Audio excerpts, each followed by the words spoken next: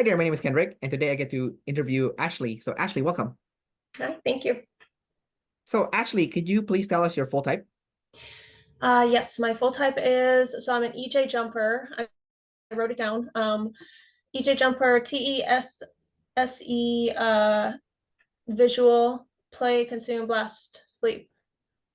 So ENTJ jumper. Yeah, Gotcha. So, you are almost like Shan, except sleep last and double activated ST play instead of indeed. the consume. So, when you got your typing results back, what did you think and how did you feel? Um, Relieved, I guess. I felt relieved because I had been trying to figure it out for a long time and not narrowing down on anything, and it was kind of driving me crazy. So yeah, I was pretty relieved to just get some clarity on it. And what did you guess you were before you got your results? A million different things every day, every hour. I was like, I don't know. I really couldn't. I couldn't figure it out. Yeah. I think that's probably your feminine FI at the bottom, and it's also fourth, so it kept moving, I guess. Maybe. I don't know. Yeah, probably something to do with like the sleep last, like demon identity, don't know who the hell I am, or, something about that probably. Right. All right. Well, let's go over your parts and just feel free to share how you personally experienced them. And uh, I understand you just got your type not too long ago. So for those watching, yeah, Ashley's pretty new. Uh, Yes. so she's also processing as we're chatting. So Yes. kind of like the deal here. So that's kind of like the sleep last way to do it. So Mhm. let's go with your first animal. It's double activated ST play. So from your perspective, how are you seeing yourself using that double activated first animal? How am I seeing myself using it?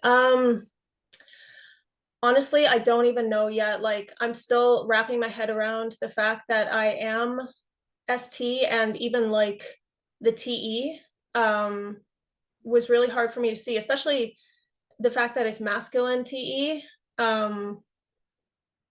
Yeah, I really didn't see that in myself. I guess I was looking at like the feminine FI all the time. Um, so yeah, and for a long time, I think I thought I was NF. Um, because yeah, I don't know, like the intuition is masculine, I guess, so that's stronger, or at least like more predominant or something.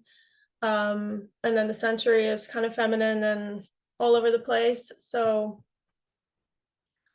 yeah, and then the feeling, that demon feeling kind of just takes you for a loop, like it's all over the place, so that's what I was really seeing on the ST. I just wasn't, I kind of saw it because of a lot of the things that I've done in life, but I thought that, I don't know, I kind of thought that that was the demon. Maybe I thought that was the part that I was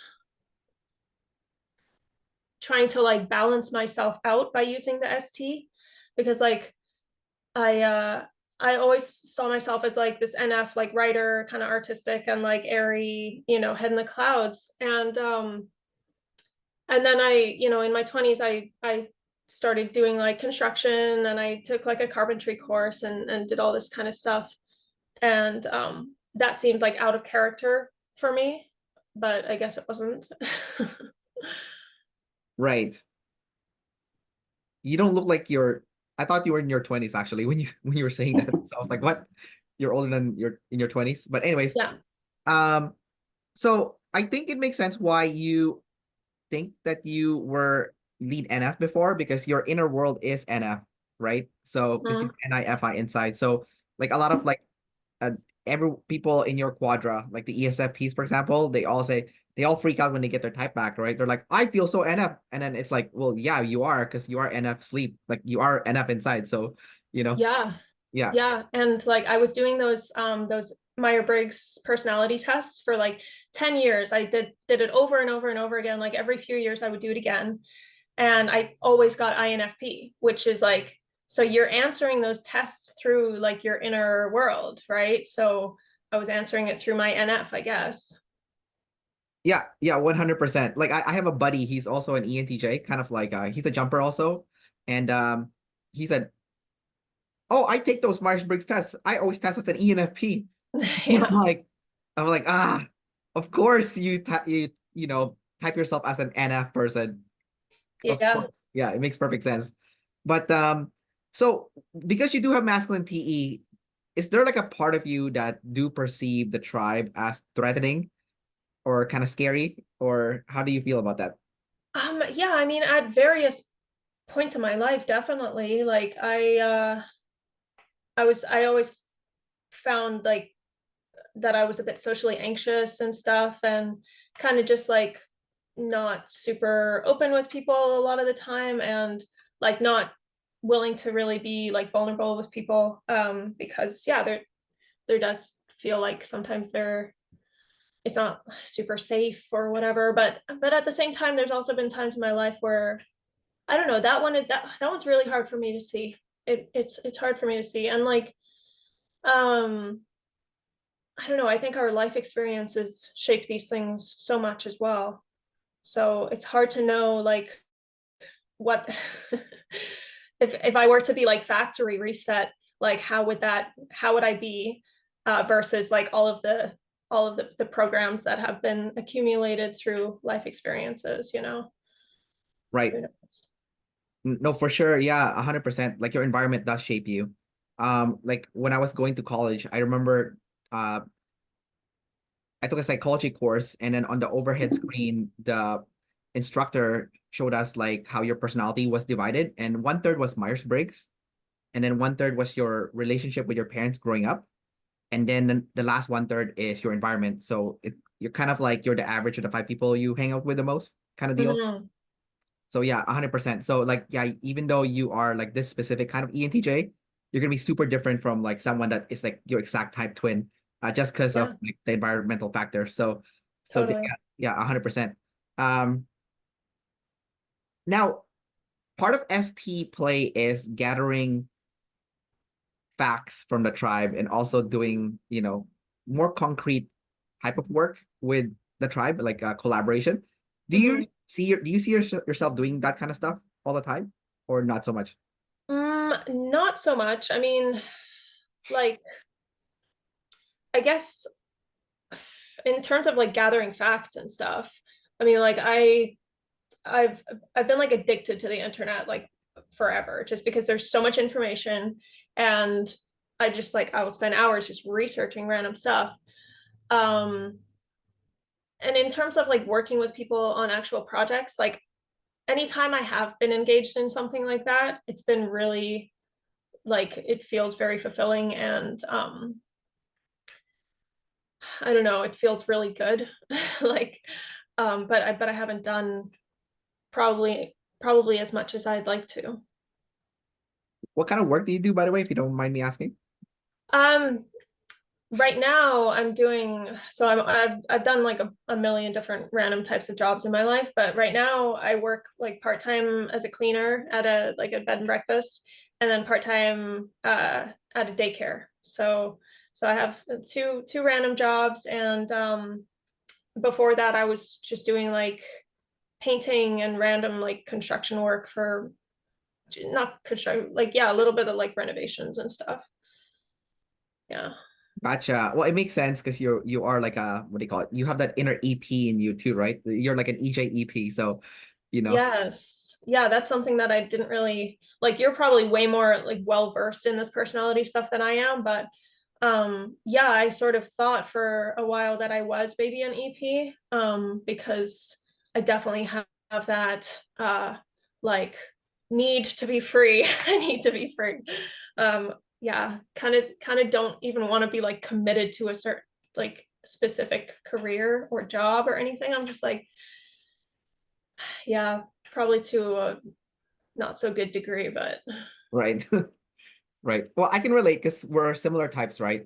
The only yeah. opposite thing is like I'm EP first before I'm EJ, right? So, Mhm. totally understand where you're coming from. Although I don't think you would be as crazy as the actual pure-blooded EP when it comes to this, because like Mhm. you do have the savior organized in the middle also. So you wouldn't go over the cliff in terms of like ruining your life because of the need for freedom? I mean, maybe you have, I don't know.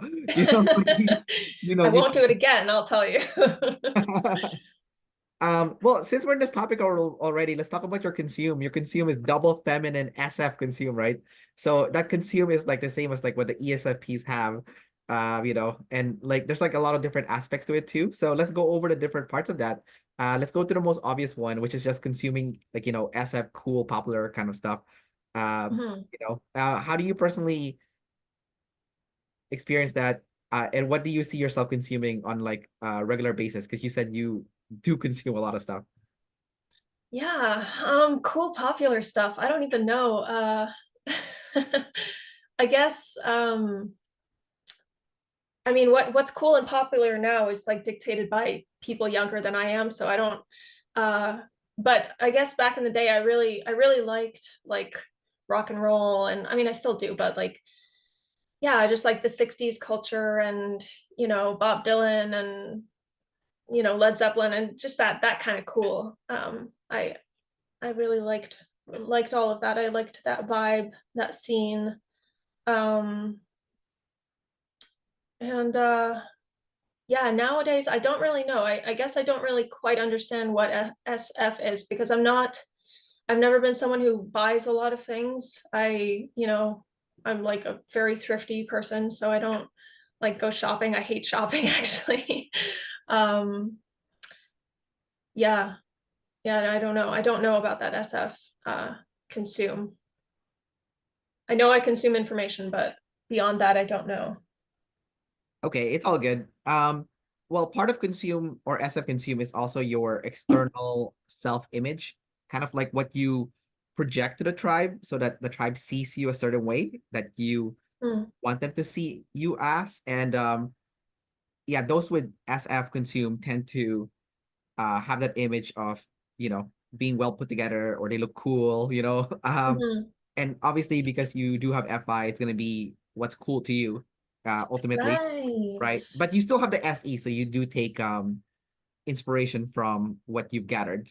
Yeah, I yeah, think that makes so much sense actually. That makes a lot of sense because like I wouldn't buy like a nice fancy car, like a top end like sports car or something, but I do feel cool in like an old muscle car. Like that's my kind of cool, something right, really old. right. That's your vibe then. That's That's your my vibe, yeah. right, right. So in that case, what do you see yourself kind of projecting to the tribe, like how you want to be seen externally? Because that's what you know, SF consume is like part of it is that external self-image, right? Hmm. Hmm. I wonder if I can put it into words or like narrow it down. Um, I don't know. I mean, it might be in flux, it might be sort of um yeah, I don't know. I guess I have certain aesthetics that I like. I've always, I like the kind of not really hippie, a little bit bohemian style, I guess. Yeah, I guess that, it's something that felt like it clashed with the whole ST like harshness because I don't know, um I think I maybe put off like a vibe of sort of chill and kind of easygoing, but then I guess I do have this ST or masculine TE uh can be a little bit abrasive. Yeah. Well, your consume is double feminine, right? So Yeah. there is like that image of you being like, you know, very soft and friendly, you know, kind of deal, right? You know. Yeah. And then it's kind of like I think the way Dave describes it is the FMs are someone that looks more feminine, but they're looking for a fight. Like that's kind of like how he described it. It's like you see this person that looks like, oh, this person looks kind of harmless, and then they start talking to you, and they're like, what the hell's happening here? You know, kind of deal, right? So I don't know if you've seen yourself do that, but you know, Um, I think that's another one of those environmental things. It's like, were you allowed to be that way, you know. Um, yeah, maybe one of those upbringing things. Yeah, because like you, I maybe have the capacity to be that way, and also maybe I am that way, and I just really don't see myself. So Right. Yeah, it's possible because I think a lot of like double masculines and visuals, they're not aware that they're actually aggressive, you know?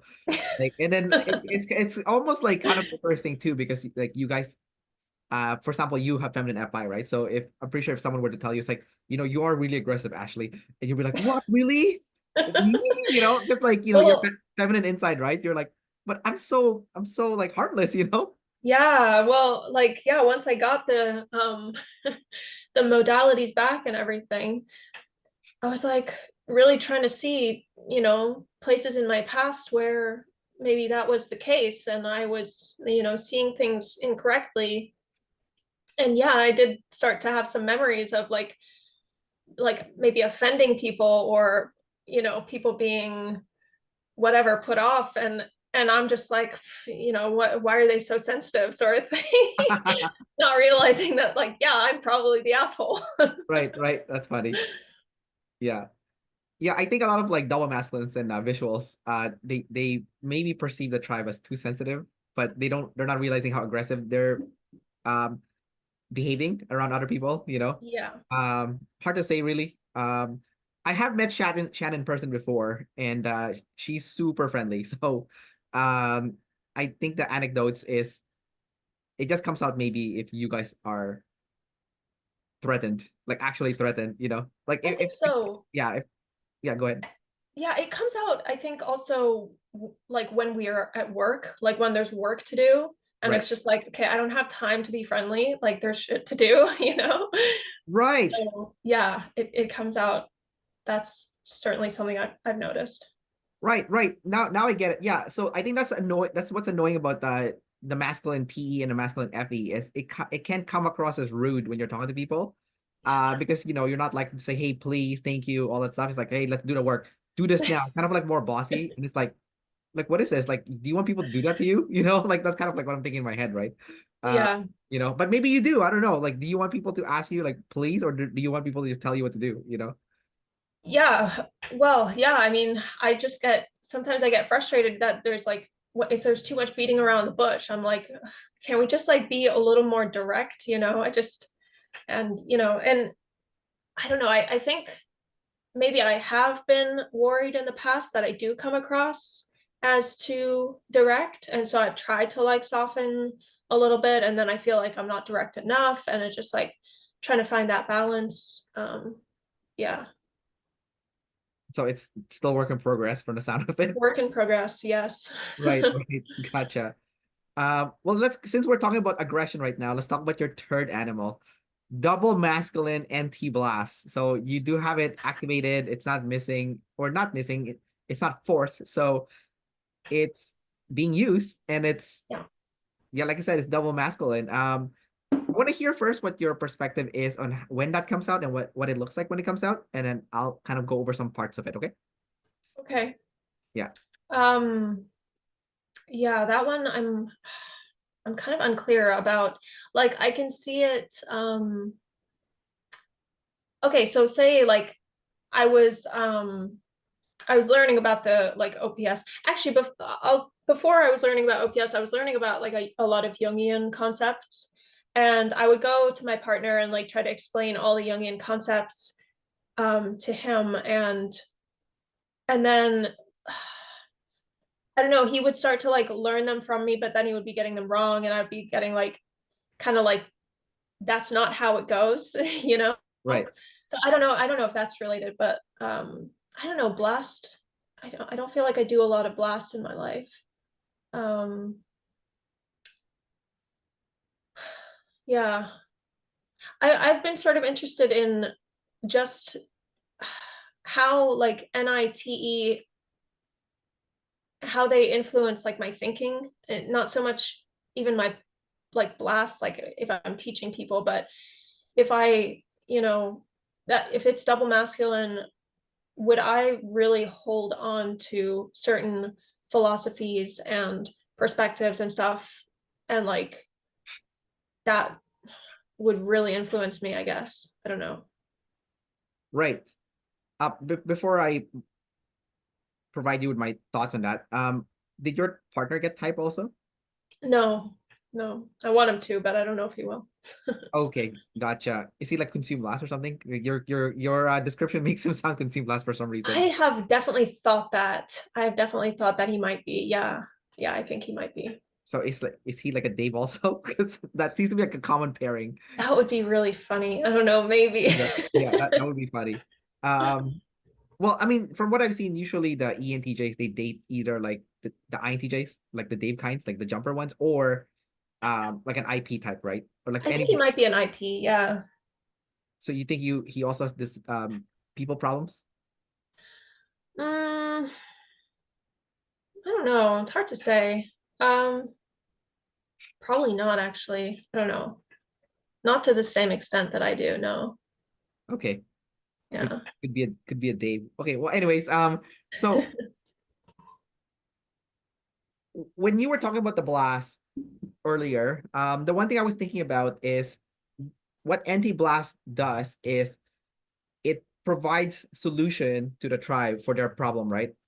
So because it's NITE, it's not the same as what I have. I have NETE, right? So it's not like the play kind of NT where I come up with a solution, but I literally came up with it like while we're talking. Like it popped up while we were talking. It's not something that I charged up. Something I Mhm. like, think about, organized process and then provided to the tribe, right? It was just something that like, oh, I either knew it already because it was in my SI, or it's because like my NE brainstormed it while we were talking. So because yours is double masculine, it feels like it's like already like charged up. Like you've helped someone with a problem before, and you're like, oh, I've seen this work already, so I already have this like charge up solution. So I'm just gonna give the same one to the same person because it's and you're super confident about it because it's double masculine, right? And Right. if they kind of argue with you, you're like, no, it works. Just do it, kind of like in a bossy TE way, you know. Yeah, yeah. Yeah, I could see that. So you've done it then. This Um, is like looking at you right now. You look kind of guilty. yeah. You look like I've done that before. I probably don't want to go into that story, but yeah. Okay, okay. I won't prod, but okay, gotcha. Um, how do you go by like what's your process in your head when you're, organizing that NI into like a solution for other people? Like because you're sleep last, right? So it's kind of interesting that you are still creating those solutions for people. Uh, Mhm. so what's going on? Like when does it happen? Like you're like, oh, I better start organizing this in my head, like the patterns. Mm, um, I don't know. Like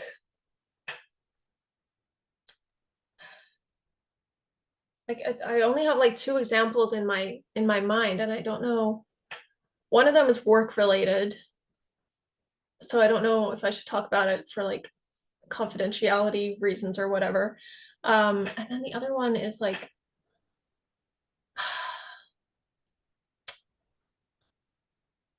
I don't know. I guess I'm like taking like specific sensory examples right now Yeah, instead of uh yeah. Well, don't say anything confidential. yeah. Then you'll freak out later and you'll like harass me about it. And then, I will, I will, I yeah, so will tell just you don't say to just don't say edit it. your Just leave video. it. Just leave it. Yeah, because some people they're like, oh my god, I said too much in that interview, and then they're like I harassing me later. know. I was gonna ask you if like, do I reserve the right to have this taken down? What's that? Um, well, I'm just kidding. yeah, It's all good. It's all good. yeah. Just don't say anything that you don't want that you're I know. recording. Yeah. Yeah, let's just keep it that way. So it's like more, But this is not live TV. We're fine. yeah, exactly. Um, okay, let's talk about your last animal then. That's like the elephant in the room, right? Like Yeah. NF sleep. How has that kind of been a problem for you having that as your fourth animal? Like what like and I have some examples to bring up. Do you want me to give you the examples first, or do you want to kind of share your experience? Sure. Yeah. Go for it. Okay, so one thing that Dave said to me with the NIFI is what you're doing is making sure you don't make the same mistake again. That's what he said to me. Uh, Mhm. and I guess that's because you have your FI and your NI, and the NI is looking at the reoccurring emotions that you're experiencing. So if you have reoccurring negative emotions that is happening to you over and over again, then your NI would pick up on that pattern of emotions, right? So Mhm. my first question for you then is, what have you processed for yourself in terms of reoccurring negative emotions that you've experienced throughout your life? And do you still see that emotion still being reoccurring right now, or has it changed to something else? Yeah, I mean, that's kind of the bane of my existence, really. I mean, um, yeah, like negative emotion is, and like figuring out what is causing it, and because I will go through like periods of figuring it out and creating, processes to like understand where this is coming from and try to get ahead of it and all that. And then I'll get to a really good place and then I'll just forget all the work that I did and then just start like going down a spiral again. And so it just, yeah, it's just like loops. But the work that Dave and Shan have done and the recommendations that they have are so like practical and like things that you can actually follow in terms of gaining consciousness and stuff. Because I was reading a lot of Carl Jung, and I think the NIFI thing, it seems to have come online a lot stronger in the past few years. Like it kind of just got like triggered online where like it almost feels like a lot of negative emotion came in that I hadn't ever processed before. And it all just like came flooding in. And that's kind of what got me into Jung's work in the first place. I was looking for answers online and looking for help basically, um, and ended up listening to like a whole bunch of podcasts on Carl Jung and all this stuff, and then I ordered a whole bunch of his collected works, and then ordered the one on typology, and I got really into individuation, and I got really into alchemy too, like Carl Jung's work on alchemy, because the idea that you could take like lead or like shit basically and turn it into gold had such like a that seemed to have such a parallel in psychology. You could take the worst pain could transcend somehow, or like be transmuted into some sort of like higher consciousness, or um yeah, anyway, so just that process made it. I think if you think you're leading somewhere good through whatever pain you're going through, it allows you to go through that a lot more easily. Um, where was I? Oh yeah, so I got into alchemy, and then I got into typology, and I was reading Carl Jung's work on typology, and it's kind of tricky to understand. So I went online and I was getting more into that type of typology, and then I found OPS, and they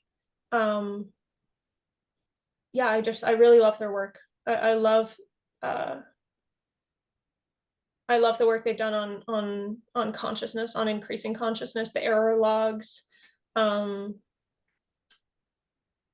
yeah, I've been meaning to try to find how, just like try to link it up directly with Jung's work, like the shadow and the demon functions and the savior functions, and all of that, and how that corresponds to shadow work, and just for my own understanding. And yeah. I think for the shadow, Shan said that for you guys, the ENTJs, you're supposed to use FE in the end or something. Like the Yeah. Yeah, like the tribe doesn't need your TE solutions. They need you to be kind and like caring and gentle to the tribe. That's like the solution that they need, you know. And and that could be like in your toolbox maybe, right? You're like, oh, you're like let's say there's like something happening in the tribe, right? And you're thinking of like, how do I fix this? Because TE is like, I need to fix this problem, right? But then, Yeah. in your toolbox, it could be like, wait a minute, this is like an emotional problem. So it has to be solved with something emotional also, not something Mm. with TE. Like, have you thought about that before? Or is Yeah, that something you really definitely. I mean, I guess, I thought that I was using FE, honestly. Like that's actually something that I typed myself. I didn't think that I had TE. I thought I had FE. Um, I guess because of all the feelings and then right? because of all the worrying about other people so much. Um, and yeah, like wanting to fix other people's problems, but I and yeah, I mean there's definitely been times where I felt like I was helping people emotionally, but I think what I was actually doing was using like NI tools that I had learned through like studying psychology to be like, oh, I know what tool this problem needs. You need me to ask these questions and um like guide you towards this thing. It's not actually feeling, it's not actually an empathic connection. It's just like oh, I know how the human mind works and I can I can fix this miswired, whatever. Right. So Do you think did you think that you had FE before because of that feminine FI? Like from my understanding, with you guys with feminine FI, when emotion hits you, you get overwhelmed by it. Like it just like takes over. Because it's so with the feminine emotions, it's almost like I don't know how to describe it. It's like it's just extra sensitive, right? Like, when you poke it, it does you feel like much more than like the masculine FI who can like take quite a beating, right? And then it's still like solid, you know. Did you see yourself kind of having those kind of experiences personally? yes, but I linked it to real world problems. So I was like, this is not unusual. You know, I was like, well, this is real. This is actually this bad. Um, and then, I think that you do like certainly when I was younger, I don't know. I I don't know. For me, it's sort of being very disconnected emotionally for long periods of time and then like just like robotic going through the motions on autopilot um and then waves of emotion will just take over and I'll be like, where the hell did that come from? Right. Yeah, so I That's don't so know. funny about being like a lead ST person. You're like almost like a robot, and then Yeah. you have that. Well, it's a little bit different too. Like for those guys who are like actually like ST inside, 'cause they are actually closer to a robot than you are, because you do have FI inside, you know. Mhm. But it's just interesting how that FI is in the bottom and it's kind of neglected. Um, do you see yourself nurturing it more as you kind of got older and stuff, and like you know looking at your emotions, be like, you know what, I don't feel good. I should do something about this. Yeah, yeah, definitely. I mean, I think when I was younger, I didn't think that I had any control over how I felt. And like still now, sometimes I forget that I actually can choose or whatever. But like, I don't know, there have been periods in my life where I've been nurturing that more, and then other times where I'm like, I don't have time, I have work to do. But it's just not it's such a counterproductive way of thinking because I can't do my work if my emotions are messing with me. They just like take me out and make me not want to do anything. They make me not care what I'm doing. So it's really, for TE reasons, it is necessary for me to care about the FI. Right. So I think once connecting that makes me like realize that I really like I have an obligation to care about it. Right. I want to ask you some social type questions because you are social type number one, right? So, um, Before I ask you the question, what did you think and how did you feel about being a social type number one? Like when they told you you were a one, did you think, yeah, I knew that, or was it like, what? I'm a one? Or like how? Um, so I thought I was a two, because I do feel very like responsible. I feel the need to control everything in my life and like make sure I've always not wanted to rely on other people. You know, I want to be responsible for all the things in my life. So I thought I was a two. The one, you know, it's like it's almost something I don't want to admit, right? It's like because then it feels like you're held accountable. Like everybody knows that you're a one and that you want to be like the best version of Right. yourself. So are you succeeding at that or not? So yeah, but I mean it totally makes sense. Like it like even in um before I submitted my typing video, I had been recording videos of myself just randomly talking because I was trying to, you know, try to see myself more objectively. And one of the things I remember saying was like, I don't know why I can't just like do what other people do and just like get some dogs and go to the park and have like a nice time. Like Yeah. I just don't want to do that. I just why can't I just be content and satisfied with that kind of life? Because that's a beautiful life. But I have this anxiety that time's running out. I'm wasting time. I need to I don't know if you know like this concept ikigai. It's like the Japanese word for reason for being. I've always loved that concept and I was like, I need to find my ikigai, whatever, probably mispronouncing that, but yeah, like reason for being. Why are you here? What can you contribute? Right.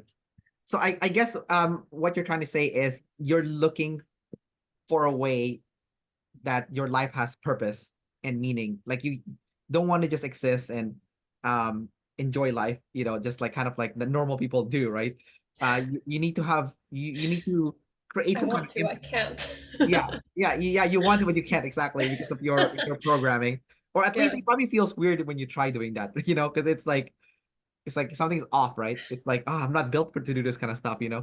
Yeah, in order to do that, I sort of like there have been times in my life where I did that, but it just became this like nihilistic like hedonism of just like, well, if I'm not going to strive to be the best that I am, then nothing means anything and who cares and like nothing matters. So Right. it's like an extreme. Oh, I see. So then you become like you do what like the ESFPs do, like the EPs, just extreme, like having Yeah. fun and stuff. Yeah. And then probably it didn't feel fulfilling, right? So then that's why you went back to the drawing board. Uh, Yeah, well then I was like, oh, well, I guess this is my fate. yeah, it does take time to find that stuff for a lot of people. So I don't think it's like something easy, especially if you're not like an IP. I think that maybe the IPs find it sooner. Maybe, I don't know. Yeah. But I think I think Shan also thought she was a two at first, and then Yeah. they realized like she had like her pinky was out, like drinking the tea kind of deal, like like kind of like I don't know how to describe that, like the British people when they have like that the snobby kind of thing, Yeah, so yeah. yeah, so I don't know if you do that, but like that's I don't stick my pinky out when I drink tea, no. no, I mean that was just like an analogy, kind of like I know. but yeah, um but like where does your flex come out? Like where do you flex? Is it like your is is it like earlier when you're talking about like, oh, I like this kind of old car, I flex that. That's where my FI flex. Or like where do you flex? Like where does it come out? Um, that's actually something that I really struggle with. I don't feel allowed to flex. I feel like really cringe when I flex and um yeah, you know, I probably do it more than I realize. Maybe probably like underhanded bragging or whatever. Okay. Um I don't know. I'm trying to think of where I flex because, you know, with the EJ thing, there's a lot of like fear of putting yourself above or like separate from other people. For me anyway, it just like Um, yeah, and I'm also like a middle child, so I I don't know, that feels like it plays a part as well. I think birth order does does affect that kind of thing a lot. Because like I feel like if you're an only child, you're totally you can flex more. If you have siblings, your siblings are like, you're not that great, gonna, you know. Right. Um, but I don't know, like flex. I just realized you're the same type as Arnold Schwarzenegger. I know, I And know. he flexes a lot, like literally flexes. So Yeah, well, I know I need to like he needs to be my role model and like I got no excuses. You know, if that guy did what he does, like I have no excuses. So, yeah, he succeeded in like three different fields too, eh? Like bodybuilding and then Hollywood and then politics. That is yeah, insane. what a Like, badass. yeah, that is insane. But I think like one of the things that I heard him say before, and I think it's really cool, like this is like a superpower, I think, for feminine FI people, is like he chose his identity. Because Yeah, you don't have your own like organized masculine FI identity. So you can choose it. So he chose those three and then he killed it at those three, right? yeah. So for you, like earlier you said like you don't feel like you're allowed to flex. What do you want to flex on though? Like what do you want to flex? Because so that means you must know what you want to flex. You're just not allowed, right? Yeah. Maybe.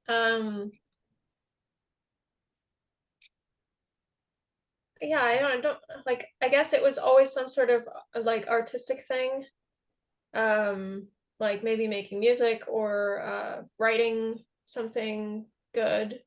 Um, I always thought like I would be a writer or something. But you know, that's something that you can do at any time in life. So, Right.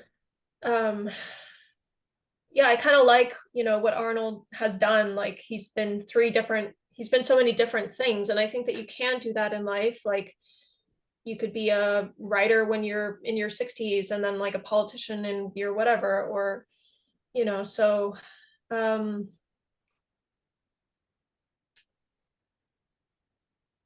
yeah, I don't know. I'm still trying to find what it is I'm actually good at and that would actually help other people as well. Because, you know, some of the things that I like doing, I can't,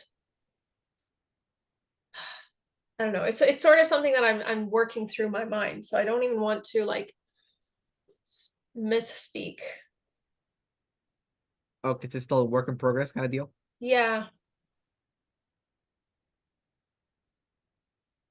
I noticed that a lot of people of your type are actresses, right? So that I that know. that could be like a thing, like because earlier you said you want to flex on something artistic, and then I did notice there's like tons of jumper ENTJs that are FMs that make movies, right? Like tons of you guys, you know. Yeah, I always really loved, actually, I loved Kirsten Stewart. I always thought like, oh, that's such a cool thing that she gets to do, you know, because yeah, she was in like Twilight and that, you know, those kind of films, but she also does all of these like really interesting artistic indie films. And just listening to her talk in interviews and stuff, she talks about how much she just gets to explore her own feelings and her own identity through these characters. And I was just like, wow, that's just the dream, you know, to be able to do that for a living. That's amazing. Right. Yeah. I mean, it's definitely not an easy path there, right? Like I think some luck is involved for you to get there. Yeah, the odds on that are just, you know, I think her parents like worked in Hollywood. So, I mean, the odds on that are very just, yeah. There's two Yeah. people who do that and no other people. Yeah, I do think so. I do agree with that. I do think like if you want to be in Hollywood, there is like a certain level of nepotism that Yes. is involved. And if it's not nepotism, it's just dumb luck. Kind of like that guy, Keanu Reeves. Like he drove all the way from like eastern side of Canada to Hollywood and he made it. But like how many other people did that and nothing happened to them, right? So there is Yeah. luck aspect to it. And I do feel like part of the luck aspect is like you met someone that like somehow got your foot in the door and now you're in and You also got lucky that like once you got your foot in the door, people liked you, and then they Mm, want you to make more movies, because I think being talented is not enough. Like you need to know the right people also. So you might be mhm. talented, but there's a gatekeeper, right? That will like, um, they're like, we don't like you, so too bad, go Yeah, go do like a I don't know, like an indie show, I guess, or something, you yeah, know. yeah. The stars really have to align. Exactly, yeah, yeah, exactly, 100%. One thing I noticed when I started talking to you, as it felt like you were number one. Like I can feel it oozing out of you. Like Really? yeah, it's like maybe because I'm like NF consume, but like when I interview people, I'm like I can feel when someone's on a four or like a one.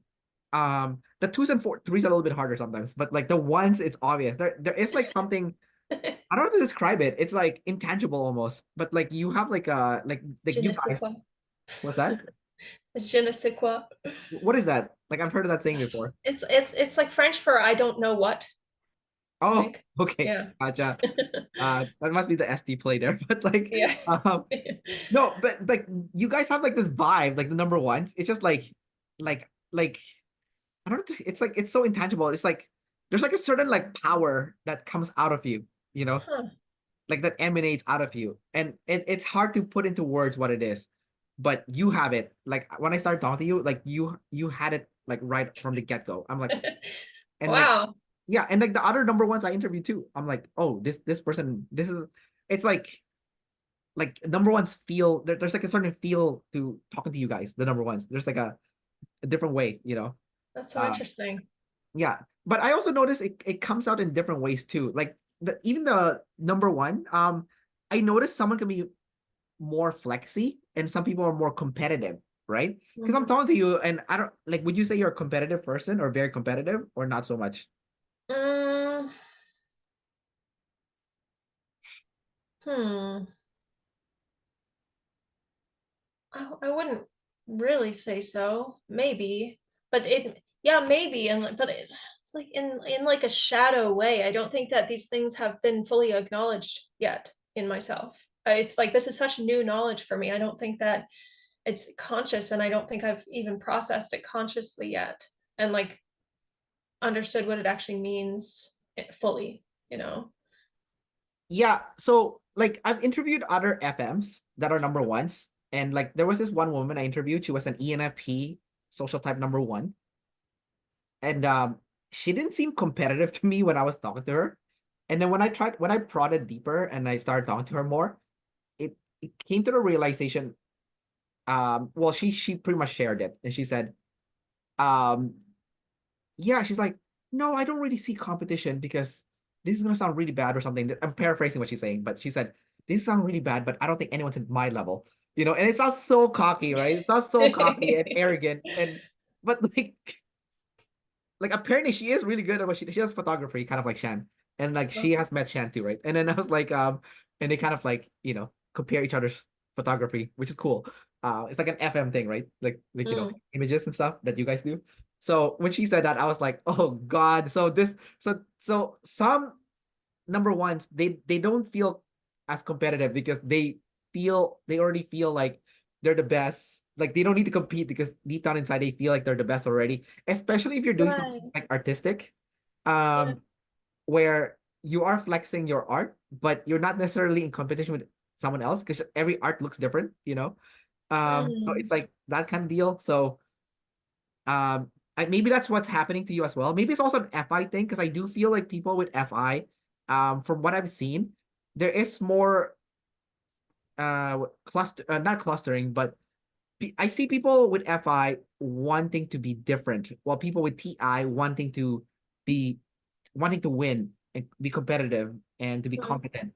So, and if you look at both of those are both flexing, right? Like one is like I beat you, flex, right? The other one is like I'm different. Look at me, right? So it's so I see like with the FIs, like it's more like I'm different. Look at me. So do you see that Mhm. happening kind of in you, like, but suppressed obviously because like you're an EJ.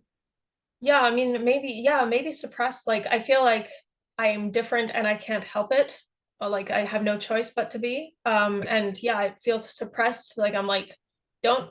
nobody noticed that I'm different. Just let me blend in because EJ, I just want to blend in. But then there is this incongruence. Like there is like it's a bit of an internal battle of like wanting to blend in, but also knowing that I'm not supposed to in a way. Like I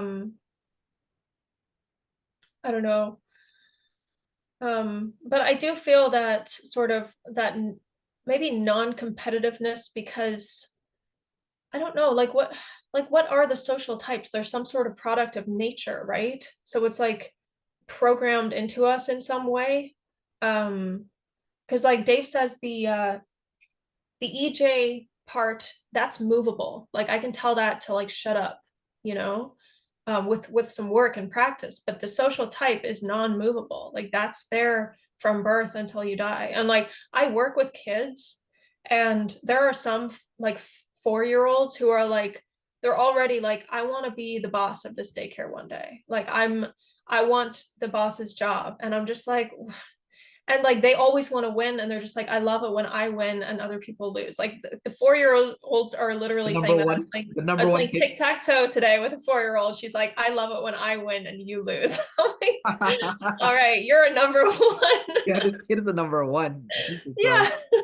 Yeah, yeah. So it's really from birth, and it's like non-movable, and like that's what you need. You need to fulfill that social type in order to find fulfillment, I guess, in life. So I forget where I was going with that, but I think it's something just like there's I don't know, I guess I'm trying to figure it out because there's certainly number ones who are like, I need you to know that I'm number one. But then there's other number ones who are like, well, I feel that internally, and it actually doesn't really matter what I'm doing in a way on the outside. Like I can be cleaning a bed and breakfast, and I'm not really insecure about that as my profession because, and obviously I want to figure out what I'm supposed to be doing, but I don't really feel that bad about taking maybe like not a prestigious job or career because I don't know, like everything's a work in progress, and I'm continuously working on it. So yeah. Yeah, no, for sure. I was just thinking about your um the cognitive dissonance between your social type and your animals. And then but then when you start talking about the kids, I got in a rabbit hole in my head. Because kids say crazy stuff, right? Yes. Um, 'cause, like you work with kids. So like I did volunteer work once with a bunch of kids. I'm just gonna channel change a little bit and we'll come back, okay? And then Totally. yeah, one time I was doing volunteer work, teaching like a kids PE class. And like it was supposed to be like a health and nutrition class for kids and stuff. So yeah, there's like the number one kids who want to be crush the other kids in like the sports and the games. And there are other kids who just wants to socialize with other kids. And there are other kids who are like I think number threes who just wants to like, complain until they get their way. They want to specialize. Not saying all number threes are complainers, but there is clustering of that. Um, and like I've seen like number one kids um yell at the number three kids, kind of like he's like, you know why you're whining and complaining? Because you didn't get your way. I'm like, how does a kid know this? Yeah. And then like another thing that I saw, which I thought was like the most funniest thing, and you'll probably think it's kind of messed up, but like I saw these two kids like they're looking out the playground, right? I'm like, hey guys, what are you guys doing? It's like these two boys, right? And then I guess they're looking at girls in the playground, and then one kid said to the other kids like, you can't talk to them. And then the other kid's like, yes, I can. And the other kid's like, no, you can't. You know why? And the other kid's like, why? And then the other kid's like, because you don't have confidence. And I was like, how Oh, does the kids know this shit? Like they're like 10-year-olds. oh my gosh. And then the Yeah. kid, and then the 10-year-old kid comes up to me after, and he's like, hey, do you know how to get girls? I'm like, how? He's like, you talk to one, and when she's not looking, you talk to another one. And I'm like, oh my God, this kid's a player. Wow. Like, what the kid? Wow. It's like Pickup artists already. he's a 10-year-old kid, but he was super nice though. Like, and he had a girlfriend already that he like talked to on Facebook. She's like, yeah, I'm gonna talk to my girlfriend later on Facebook. And Oh he's my like, gosh. he's like 10 years old, right? And I'm I like, guess I was doing that on MSN when oh I yeah, was yeah, I guess. yeah, Emerson, yeah, back in the days. But like, I just thought it was funny. This kid was like, but he was like the sweetest kid too. Like he would like help put away the equipment and stuff. And So he's like really charismatic. I'm like, oh God, this little player here, like Yeah. um, but I don't know what social type he is. I think he's a two probably because like I can feel like the social like the friends coin, but Mm. but anyways, um, going back to your type, um, your lead play, I think that's why your flex suppressed because sleep activates flex, right? So and Mm. your sleep lasts. So I think Mhm. like that kind of suppressed it deep down inside. Um, but then how do you see yourself with friendship though? Having that friends being friends last, but having play first. Like, do you see yourself having friends and genuine friendships? Or would you say your relationships with quote unquote friends is more shallow? Yeah, it's, as much as I don't like to admit it, it's not something that I really prioritize. Um, I wish I did, I think it's a real detriment in my life that I don't prioritize that. There's relationships that I wish I'd put more effort into. I've also moved around a lot, I move around. So I uproot myself and I go to new places. I don't have trouble making friends, but yeah, they tend to be a bit more shallow. And there's people that, there is more depth there, but um I don't put in the effort into it as I should and would like to. Is it because there's no desire to nurture friendship in general because you're focusing on yourself, or you just forgot, or like what's kind of like I think part of it is I think there's a lot that goes into it. Um Yeah, I don't even know where to start with that one. I guess there's part of it is like, don't want to bother people. I think that's like the EJ thing. I feel like I'm just bothering people, which is weird. And then a part of it is like lots of like FI stuff that is unresolved and like unprocessed. And um yeah. And yeah, I think part of me is like not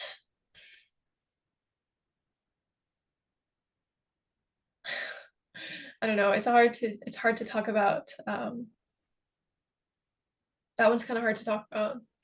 I don't know. Mm. well, if you don't feel comfortable talking about it, it's okay. Don't worry about it. It's fine. Yeah, I'm struggling to find a coherent answer that isn't like excessively personal. No worries. It's fine. It's fine. No worries. Um, I have friends who are EJs that are number ones, and I have seen different or the friendship thing looks a bit different for each of them. So one guy, he is an ENTJ. I think he's also sleep last. I'm 100% sure he's sleep last. Um, and but he's MF. So kind of like you play consume blastly, but MF. And I see him treating friendship as a way to get ahead. So he has lots of friends, but the friends are tools to boost his image. So he has friends so he doesn't look like a loner, number one. And number two, it's also to get access to parties where he can outflex other people, and then also access to competition and also access to a better career. So everything about friendship is a tool used to get ahead, you Now, know? does he like consciously acknowledge these things? Is that something that he would say about himself? No, he would never admit it. He would Okay. never admit it, but everyone knows he's doing this. Like at my workplace, everyone knows this guy does this. They're like, Mm. if there's a little bit, he's a little bit, what's the word I'm looking for? There is a lot of insincerity when you talk to him, you know? Mm. Like he's talking to you, but there's like ulterior motive on top of ulterior motive, you know? Yeah. And then the Yeah. flex are Yeah. always subtle. Like the flex is always subtle. You Right. Yeah. So I mean, probably if you asked him, the question, he wouldn't be able to tell you. It's like you have to ask probably other people who know me about like my friendship Right, capacities. right, 100%. I think so. Yeah. Yeah, like that dude, for example, like we were talking about houses one day, and he said he wants to have a big house. I'm like, why do you want to have a big house? It's like, so he can show people he has a big house. I'm like, why do you need to show people you have a big house? He's like, what else do you need to do in your life? That's what he said to me, right? And I'm like, interesting. It's just a different perspective, right? And Yeah, it's interesting that that's just a given. He's just like, duh, you know? yeah, that's what you do, right? And then like Yeah. my other friend, the ESFJ guy, um, he has real friendship between me and my friends, but we only see him once every 2 years. So it's like friendship, but with a very long stick between you and him, you know. Mm, Um, so yeah, it's kind of like that. Like he purposely moved out of the country even just so that yeah. he can have distance with friends. Yeah.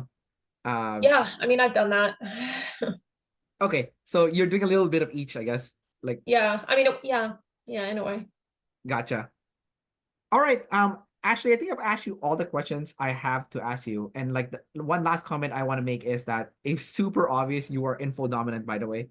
Oh, Just yeah. talking to you. Yeah, because like I feel like when I'm talking to you, I'm like, oh, I'm having an info dominant conversation, and I don't have to inject energy dom stuff into the conversation. Kind of like Yeah. what I do when I talk to energy dom people. Right. Like I have to throw some goofy stuff in between, but like for you, it's just straight up like energy dom conversation happening. Yeah. Um, so I'd like to end this interview by just uh, opening the floor to you. So two things. Number one is, what do you want people to know about you? If there's something that you want people to know about you, so this is kind of like your platform. And then secondly, if you have any questions for me before we wrap this up. Hmm. What do I want people to know about me? Well,